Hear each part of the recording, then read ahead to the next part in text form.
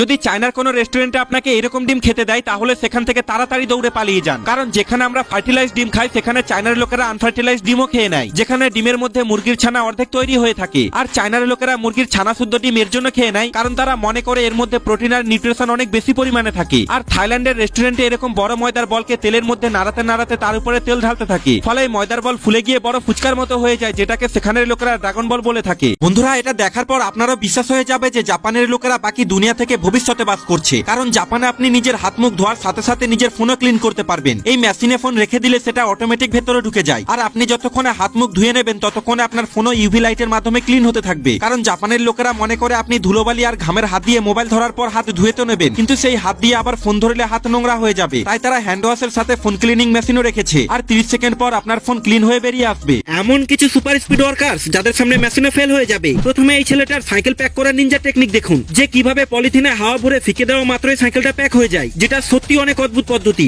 এবার এই লোকগুলোকে দেখুন যারা একজনের কাঁধে দুজন উঠে ধান চাষ করার একটা নতুন পদ্ধতি আবিষ্কার করেছে। ভাই, এরকম চাষি আর কয়েকটা থাকলে দেশে খাদ্যের অভাব দেখা দেবে। এবার এই লোকটাকে দেখুন যে মেঝেতে পড়ে থাকা জলকে কিভাবে কন্ট্রোল করে এত দূর থেকে নিয়ে আসছে, কিন্তু দেখুন একটু জল পেছনে থেকে যাচ্ছে না। আর এখানে আসার পর দেখুন কত স্পিডে জলকে বাকেটে ভরে ক্লিন করে নেয়। এবার এই লোকটাকে দেখুন যে দুহাতে একসাথে কতগুলো ইটকে তুলে নিয়েছে। ভাই, ইনি তো 5 জনের কাজ একাই করে দিচ্ছে, কিন্তু কার স্পিড সব থেকে বেশি ছিল বলবেন?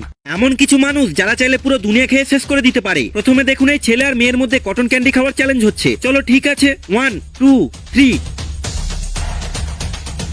ও ভাই, এটা কি ছিল? মানে খেলা শুরু হওয়ার আগেই শেষ। আর দেখুন ছেলেটা এখনো রেস জেতার জন্য খেয়েই যাচ্ছে। এবার এই লোকটার তরমুজ খাওয়ার স্পিড দেখুন যে তরমুজকে না কামড়ে শুধু চুষেই ভ্যানিশ করে দিয়েছে। ভাই, এর পেটে নিশ্চয়ই ভ্যাকুম মেশিন বসানো আছে, না হলে বলুন এটা কিভাবে সম্ভব? এবার এই লোকটাকে দেখুন যার সামনে হাতিও ফেল, কারণ সে একবারেই 5 থালা বিরিয়ানি খেয়ে নেয়, এমনকি সে একবার 5 কেজি চিকেন খেয়ে রেকর্ডও বানিয়ে দেয়। ভাই, এর মতো আর 2-4টে থাকলে দেশে নিশ্চয়ই খাদ্য সংকট দেখা দেবে। এবার এই মেয়েটা এত বড় শশাকে একবারেই খেয়ে নেওয়ার চ্যালেঞ্জ নিয়েছে। আর সেটা দেখার আগে যাদের স্কুল যেতে ভালো লাগে তারা ভিডিওকে লাইক করে দাও, আর যারা স্কুল ফাঁকি দাও তারা কমেন্ট করে জানাও। ওকে বন্ধুরা, চলো দেখা যাক। 1 2 3।